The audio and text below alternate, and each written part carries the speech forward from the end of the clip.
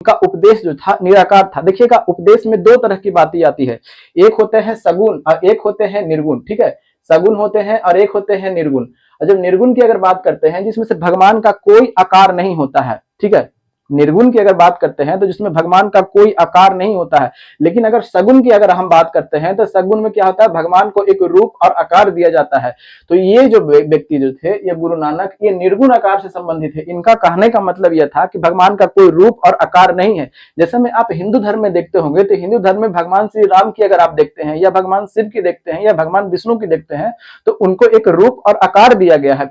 लेकिन वही अगर हम सिख में अगर जाते हैं तो सिख धर्म में आज तक आप नहीं देखे होंगे कि भगवान का रूप और आकार दिया गया है। ठीक है, अगर बात करते हैं मुस्लिम धर्म में भी आप देखते होंगे तो उसमें भी आप नहीं देखा होगा कि उसमें एक भगवान का या अल्लाह का एक रूप और आकार दिया गया है।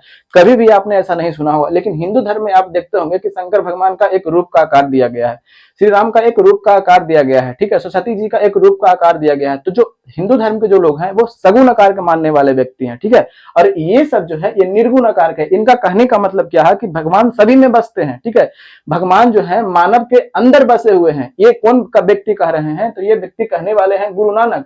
यानी सबसे ज्यादा प्राथमिकता, यानी सबसे ज्यादा फोकस देने की बात करते हैं तो ये कहते हैं कि मानव की सेवा करो, क्योंकि मानव के अंदर ही क्या बसे हुए हैं, ईश्वर बसे हुए हैं। तो ये पहली प्राथमिकता की अगर बात करते हैं तो ये पहली प्राथमिकता क्या देते हैं, ये मानव सेवा पर प्राथमिकता देते हैं कि मानव का सेवा करो तुम। अगर आप देखते होंगे कि जैसे में कहीं भी अगर भंडारे की अगर आयोजन की अगर